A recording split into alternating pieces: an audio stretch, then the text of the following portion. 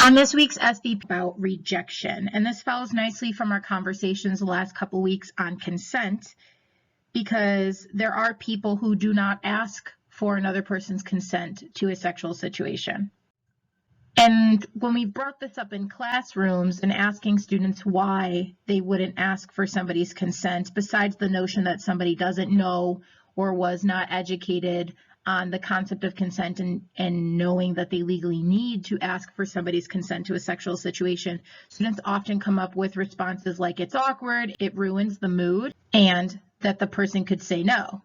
And yeah, that is a 50-50 chance that that person could say no to your request. And that brings up that idea of rejection. And the concept of rejection is something that any human may fear at different stages and systems in their life. It doesn't have to deal with a sexual situation. Rejection hurts and it's uncomfortable. And because as humans, we want to belong and be accepted, what do we do as humans if we don't want uncomfortable situations to happen?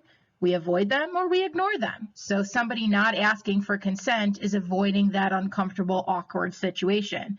But when we talk about sexual consent, that's not respectful and it's not legal either. With the discussion of consent in healthy relationships, rejection is normal and at some point is an inevitable component that we cannot hide from or ignore. So let's look at some tips for dealing with rejection. So if it were to happen to you or someone you know, you can ease your discomfort and move on more effectively. Taking risks can make life pretty awesome. But every risk comes with a chance of rejection. Whether you're trying out for the team, auditioning for your favorite band, or asking out your crush. Yep, rejection hurts. But it's a normal part of life. Nobody gets everything they want all the time. Well, maybe this guy. Dang it, Steve. So, what's the best way to deal with rejection when it happens?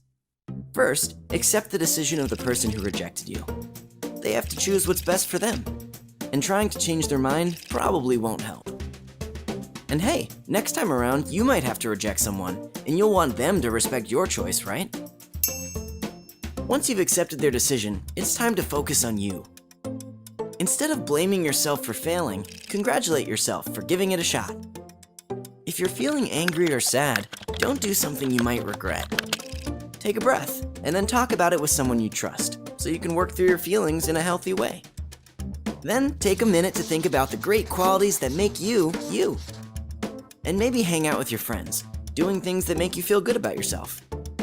Most of all, remember that being rejected doesn't mean there's anything wrong with you, or that you should stop taking chances. Just keep being yourself and going after the things you want.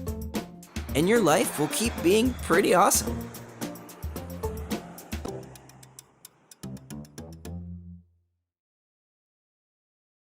So what are our takeaways for today? Remember that Ariana Grande song, Thank You Next. It is okay to be told no, and this could be a time for a conversation in a sexual situation. You could politely ask questions or explore further, as we learned using the FRIES acronym in the previous weeks. Perhaps we weren't specific enough or clear enough on what our intents are, and we just need to have a further discussion with our partner about what kind of sexual boundaries we want to set up. But remember that there's no pressure, force, intimidation, or manipulation to get that person to continue into a sexual situation after they've said no. And also remember that there is no need to badmouth or talk behind that person's back for saying no, whether that's in person or online. We need to respect that person's decision. And there could be a silver lining in this to say, hey, I put myself out there, I took a chance, and that is something to be proud of. Think about naming 5 positives about yourself. This kind of goes along with the idea that you took a chance. This might have been the first time you've ever asked for somebody's consent for a sexual situation, or this has just been another person that you were engaging in a sexual experience with. It is okay to reflect back that you tried, that you were respectful, that you were kind, that you thought about that FRIES acronym and going through those different components of consent. Also, if you are really struggling with being rejected, whether it's in this sexual situation or other parts in your life, perhaps a job or school application, maybe in a friendship or a dating situation, there are skills that you can learn to self-soothe and improve the moment.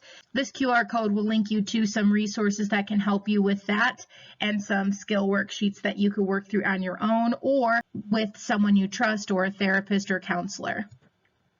Also, please consider not jumping into a new relationship or finding somebody to, quote, rebound with. This goes back to taking time and acknowledging positives about yourself and really making sure you've tied up any loose ends with this current situation. If you're just trying to fill a void with a new relationship or a new sexual partner, that may temporarily fulfill you, but in the long run, you still may have some feelings or unsettling emotions about being rejected in this current situation. So again, always consider talking with someone you trust, whether that's at home or at school, or if you can find a professional counselor or therapist that you meet with in person or online during this time. There are people that are available to help you. And as always, you can find us on social media, Instagram, Twitter, and Facebook at Northwest_CASA. And we also are available 24/7 on our crisis hotline. Take care.